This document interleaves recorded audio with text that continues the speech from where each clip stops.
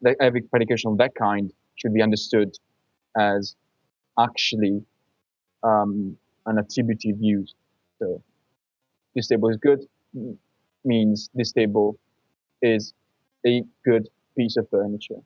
And basically, Chris Shields tries to apply the same strategy to Aristotle's argument. So his contention is that Aristotle is driven by the same intuition, and that then he has different proposals. But I guess we could take just one of his one of the two. He basically argues that when predicating good of Aristotle's list of examples, Aristotle means to say that you can never say that each of them is good, full stop. You're always actually obliged to use good as an attribute. So what you're saying is actually that God is a good substance, the virtues are good qualities, the commensurate is a good quantity, and so on. And this attributiveness of goodness therefore rules out any kind of predication and any kind of univocal, of univocity, because the basic idea seems to be that in order for a predicate to be univocal, it should at least allow for some like predicative use and not simply an attributive one. So if good were univocal, he argues, then we should be able to predicate good just like we predicate white. And his view is that actually for Aristotle it's not. So behind Aristotle's list of examples, there's let's say a series of paraphrases of these predications, as I was saying. So God is a good substance, the virtues are good qualities, and so on. And of course, this gives Aristotle really interesting argument.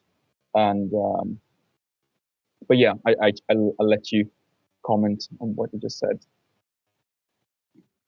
Yeah. So just so maybe to be overly clear, but just for the sake it of is quite it's like, difficult. I'm imagining it might be difficult to track in audio form, right? So it's just like, okay, so whereas Hardy, so God is good, Hardy's thinking Aristotle means that good belongs to the essence or definition of God. Shields is thinking God is good. What Aristotle means is God is a good substance. Yes. Like you said, virtue is good. Hardy's thinking good belongs to the essence or definition of virtue. Shields is thinking virtue is a good quality. And so, yeah, good in the Shields framework, it's always tied to a kind or a category. So you don't have like this freely floating predicate that's shared across a bunch of stuff. It's really more like we have good substance, we have good quality, we have good dash time, and so forth. And so that's kind of the idea. Like, okay, once you really like get into the rigorous like what we're doing here, we realize, oh, there's no good across all these categories. It's just good dash substance, good dash quality, good dash time, and anyway. So that's supposed to kind of break univocity. And like you kind of mentioned, you think you find it to be like a kind of like philosophically elegant approach, but you're kind of worried about it, at least for textual reasons, if I remember. There's some textual, but maybe we'll move on to another reading, Ackrell's reading. So this is the criteriological or kind of like grounds reading, and so he's, and the idea here is like, correct me if I'm wrong, but it's kind of like, it's hard to do it with God, as you talk about in your paper, but with virtue, for example. Yeah, that's true. With virtue is good. The idea is like what Aristotle has his sights on is the fact that a person is good because he is virtuous. So virtue functions as a ground, a ground for goodness. The opportune moment is good. The idea is, an action is good because it happens to be at the right time. Being at the right time functions as a good making, like, kind of feature. So point is that it's functioning as a ground. So anyway, that's a kind of like grounds type approach. I don't know. Yeah, thoughts on that? Do you think that's like roughly accurate, kind of? I do, yeah, totally. And I would only add that I mean, Akro has a piece of evidence for that. It comes to the topics, and Aristotle there argues that good is not univocal, precisely because when we use good, we um, attribute goodness, predicate goodness, uh, on the basis of different grounds. So we could say Callias is good. Well, why is he good? Well, his virtues, and so on, as we were saying. And of course, we might wonder about the philosophical soundness of this assumption, but it is an assumption which Aristotle seems to make in one parallel passage. So that gives some strength to his interpretation.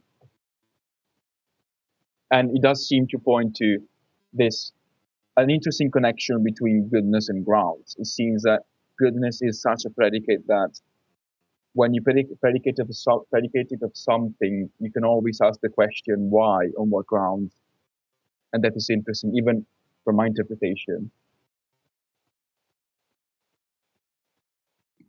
Yeah, I mean, this is kind of a side note, but I have to say, like, when I've thought about the whole analogy versus univocity of goodness thing, you know, I have a paper where I kind of, in the the review comments, they were kind of like, oh, it seems like you're pushing toward a univocal account, and now that I think about it, I feel like the way I was like, yeah, I think this is kind of pushing toward a univocal account, and the way I was thinking about it was definitely in terms of grounds. I was thinking, I was specifically thinking between God and creation. I was thinking, it seems like the grounds for saying God is good, human being is good, it's often ultimately coming back to a similar ground. And that's why I'm sort of like, generally speaking, inclined, at least when it comes to God versus human, that there's some kind of univocity going on, because it seems like the ultimate ground looks to be of the predication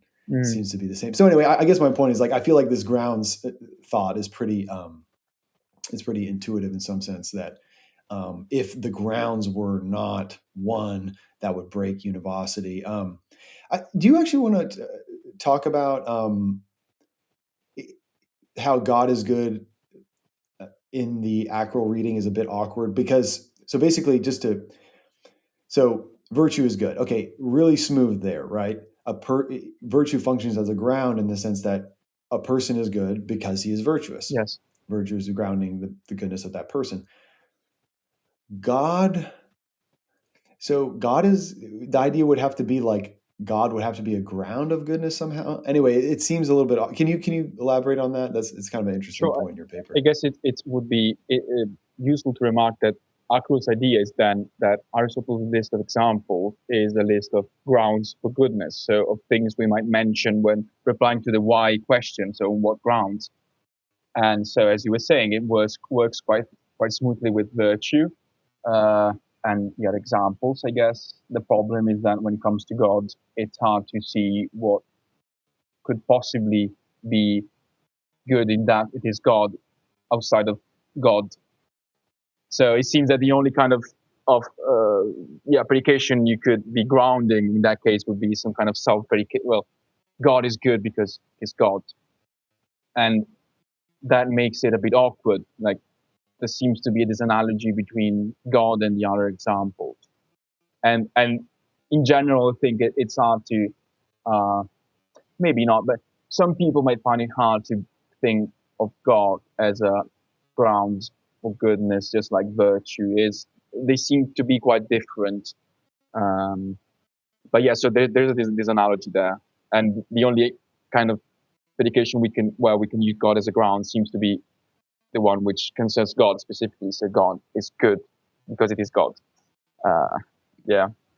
No, it's a really interesting point. I mean, yeah, like you said, like there's some things you could do. Like maybe it's like, oh, we're thinking of it in terms of divinity, and then maybe the idea is like, insofar as something's divine, that's like a good making feature, and like that would make sense. But it doesn't clearly. It's not so smooth. I mean, you talk about how one criterion when you're judging between these different approaches is you want to see how smooth it makes the reading of the text. I think that's a really good way of putting it, the way you do. And so it's not so clear that this is super smooth with respect to Nicomachean Ethics 1.6, chapter 6 of book 1. So, okay, so let's now maybe we didn't really go through the problems yet, but maybe we could, yeah, just go back to your um, reading and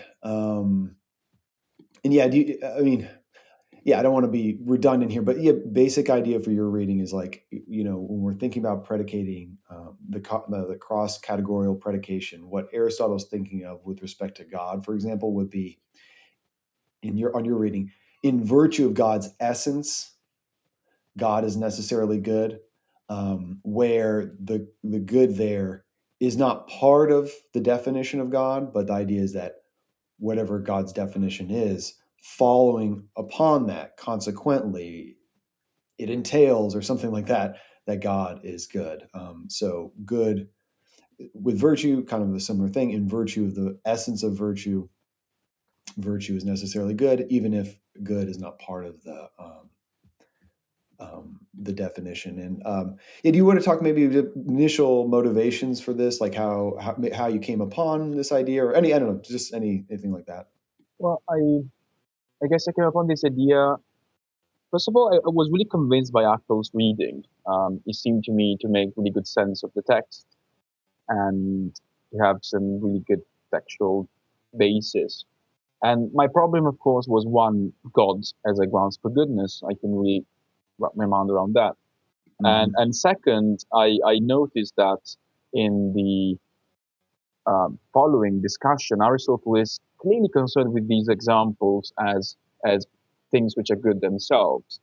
He does mention some of them in the following argument, I think, and he calls them agatha, so goods. And this prompted the question to me, so how exactly are they good? Because if we take the virtue, for instance, they are mentioned in that topic's passage I was referring to as a grounds for goodness. So they seem to be able to make other things good. So a person can be good because they are virtuous. And but then the question becomes: so are the virtues good? Possibly yes. And in what sense are they good? Why? On what grounds are they good? And we don't have an explicit answer to that in the Aristotelean corpus, I think. But the answer I gave myself is that, well, they're good because they're virtues. They're good because of the very things they are, which is, I guess, a an informal way of saying what Aristotle would express by saying, well, they're good because of their essence. So what we were getting at earlier. So Right. goodness is not part of their definition. It's not part of what they are, but still they are necessarily good because of the very things they are.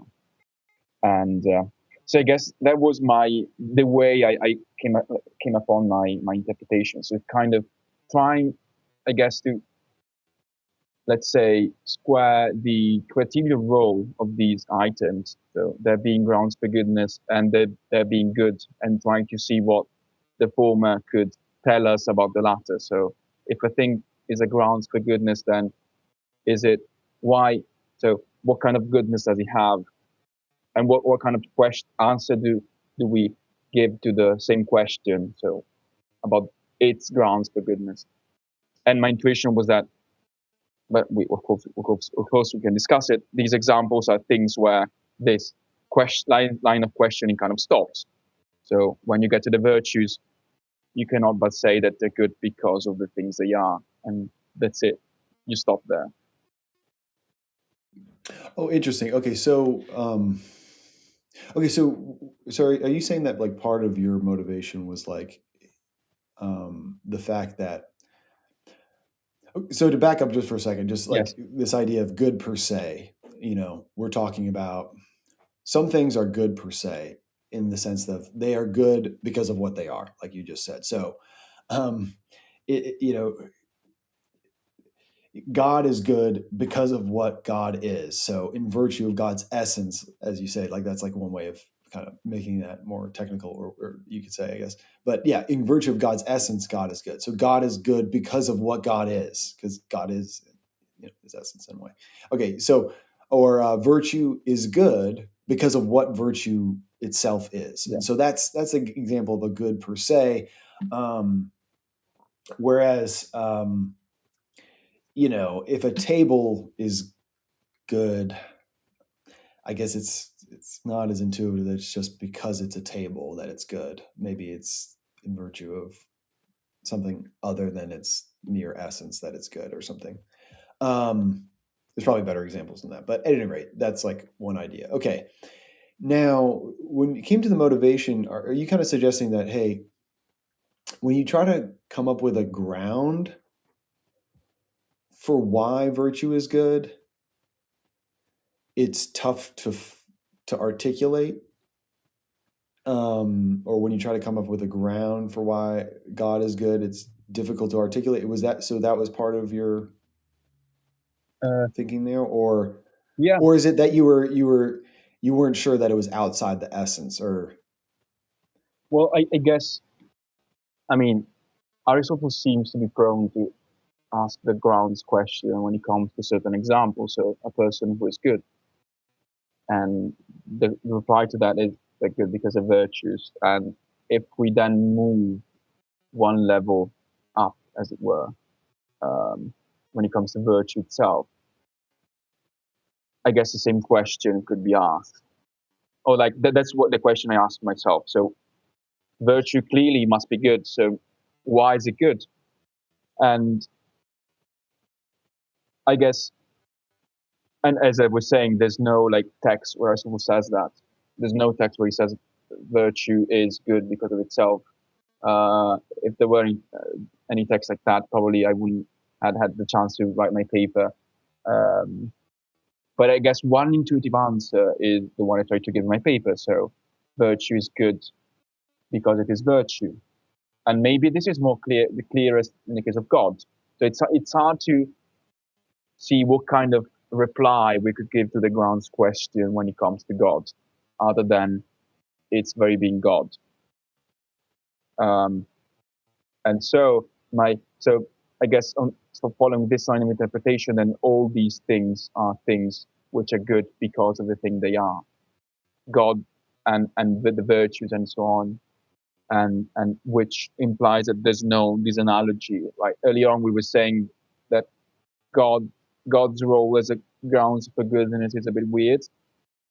But if we take Aristotle's main worry here to be things which are good because of the things they are, so exactly this kind of, as it were, self grounding in a way. So all these things ground their own goodness. That's the, yeah, and they do this in virtue of their essence. So, and that's the kind of the Aristotelian technical bit I try to develop.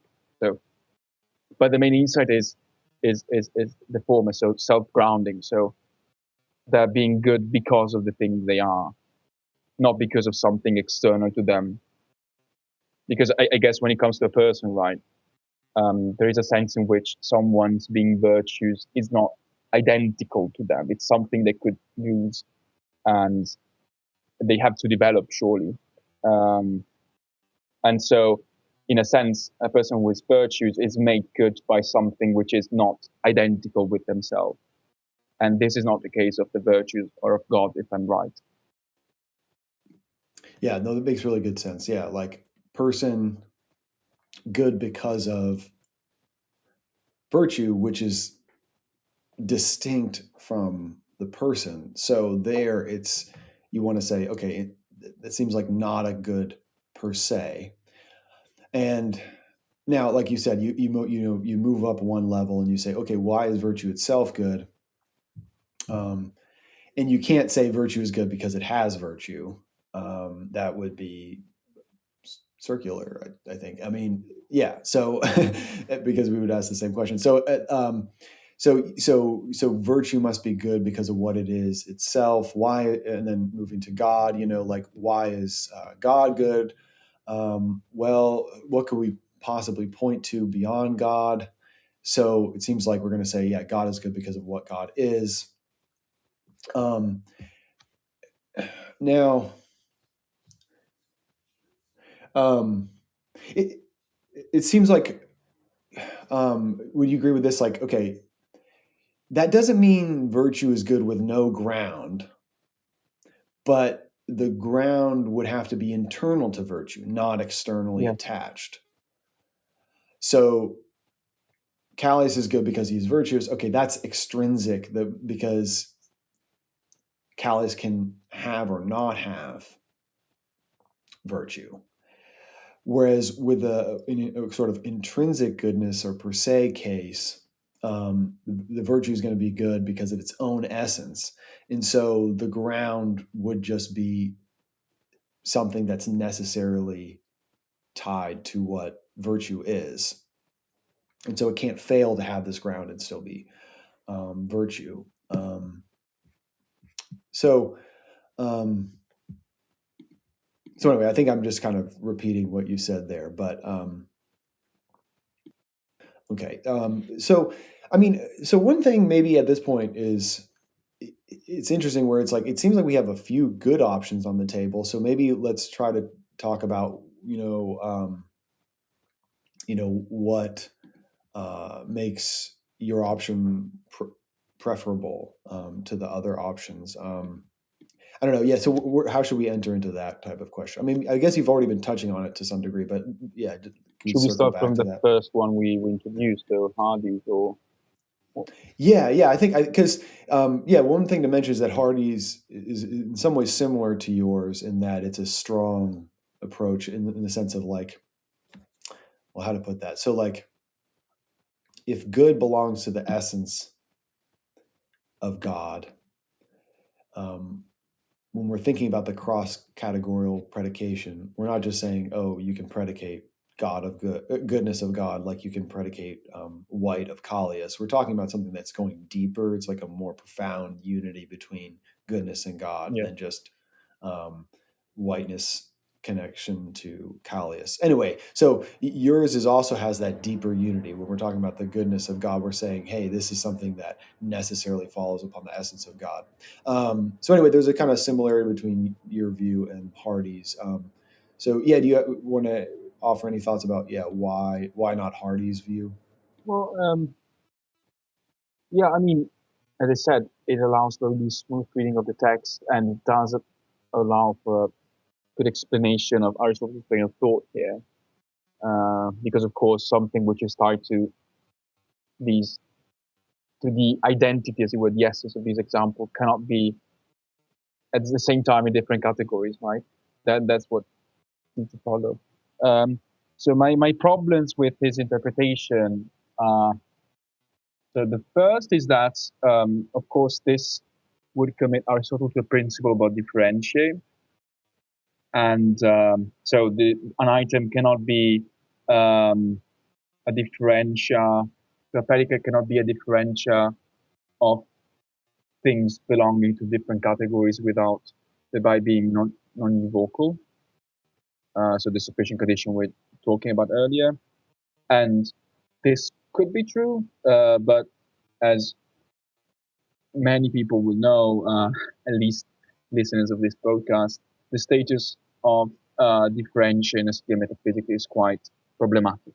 So we need to be cautious when committing him to such a principle of differential. But I think this worry might be overcome. I guess my main problem with this interpretation is that it doesn't seem to fit well with Aristotle's actual definition. So when it comes to defining moral virtue, for instance, in Book 2 of the Nicomachean Ethics, we don't get an explicit mention of goodness. Like, if goodness were a differentia of virtue, we might expect the definition to run somewhat as follows. So virtue is a quality which is good. But Aristotle actually has a different definition, which I can't really remember right now, but it's it doesn't crucially mention goodness explicitly, and there might be a reason for that. I mean, I guess, but I might be go slightly sidetracked here. Like, of course, giving the essence, like defining the essence for Aristotle is really important. It's crucial for explanation, right?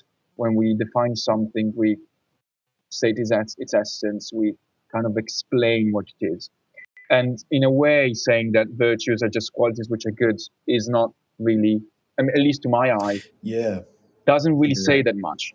It Yeah. would be a bit disappointing if God would just be the substance which is good. Um, there seems to be something more to God and the virtues and so on. And so, yeah, that's my main problem with Hardy's interpretation.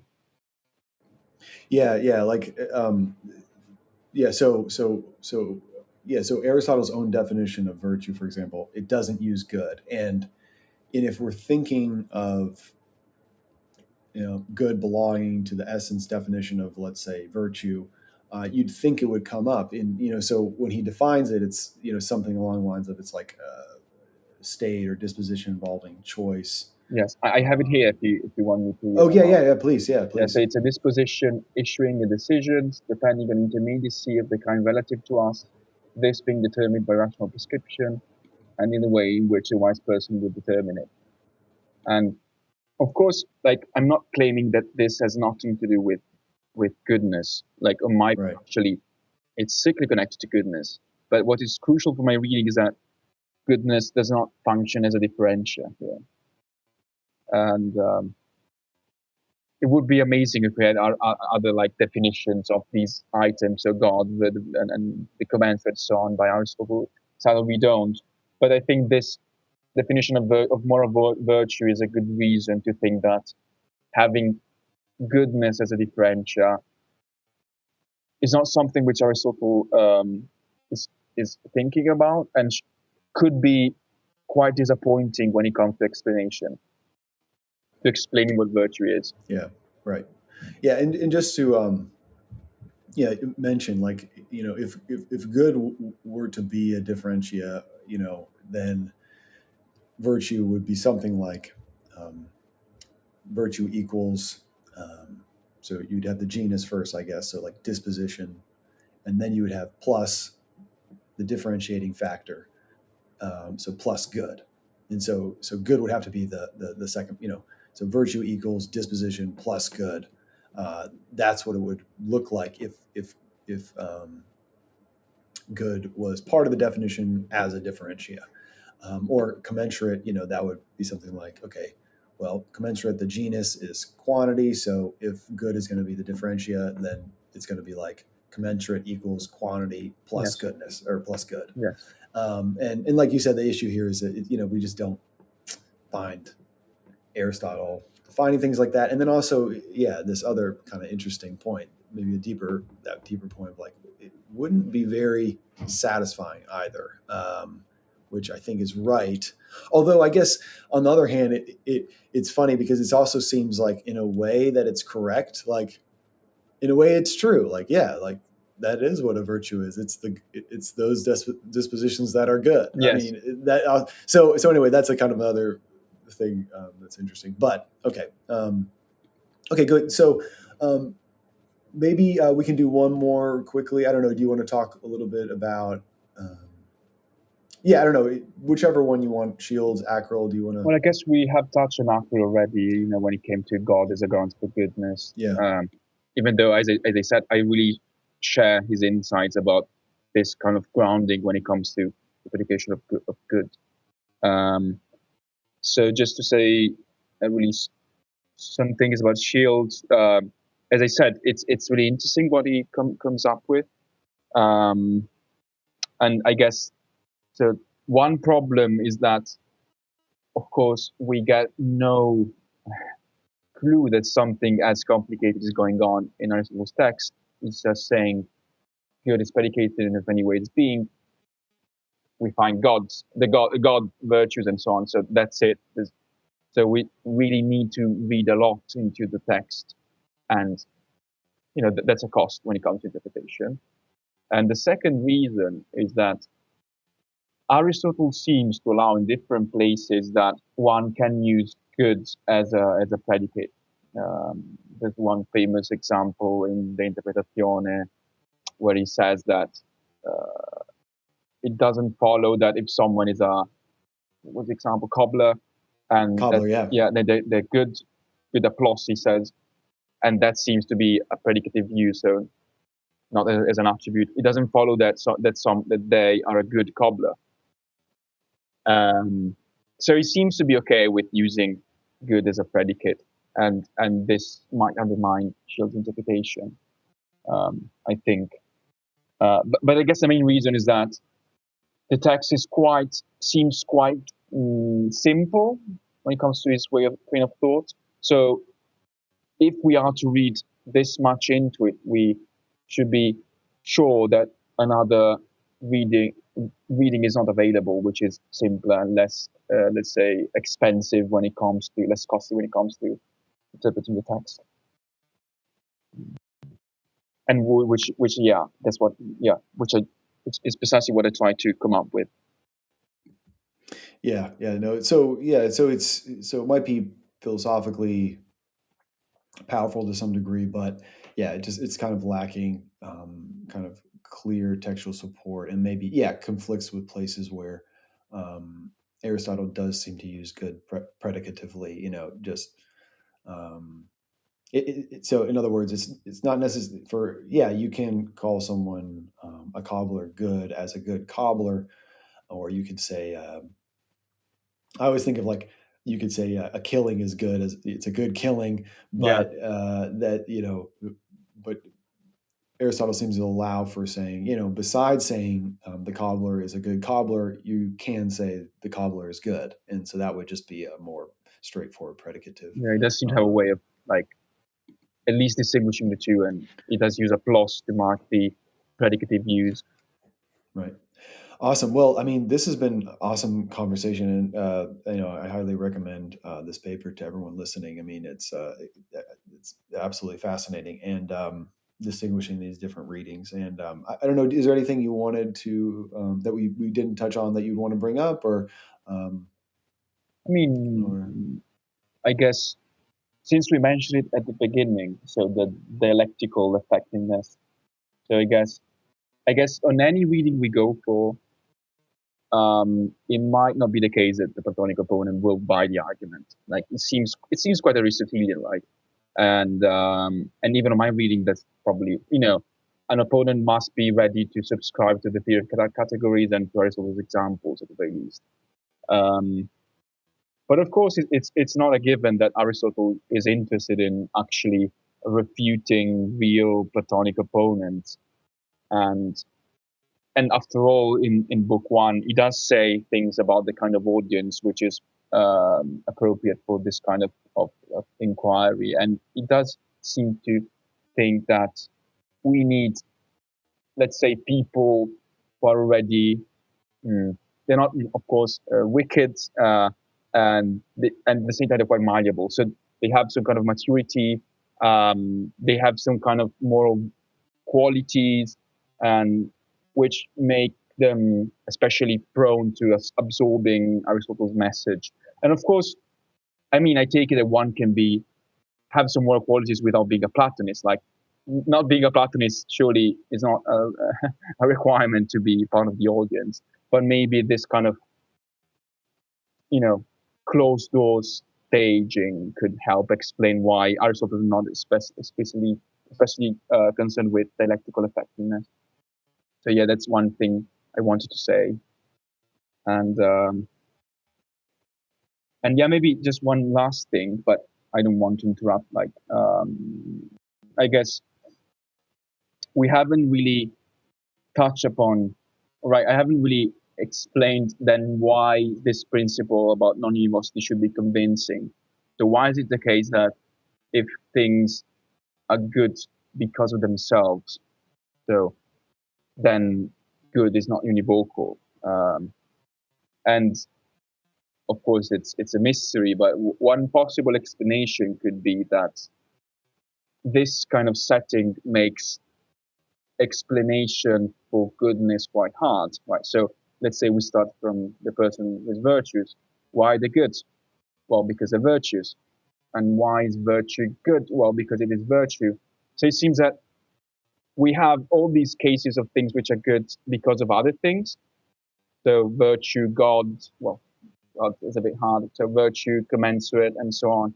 Then we get to the second level. But once we get to the second level, we can never go beyond it. So if we cannot come up with an explanation of the goodness of all things, right? We have a disjunction, right? We have to say, well, things are good in general because either they're gods or they're virtues or and so on. So that seems to kind of prevent a unified explanation of goodness.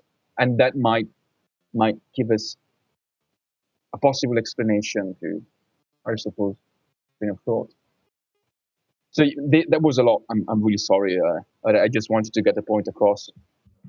No, yeah, no, it's really, yeah. I mean, that's really crucial. It's like, okay, once we have, if we follow your interpretation, then um, we have to think about, okay, so what principle then would Aristotle be relying upon in this argument? And it's like, um,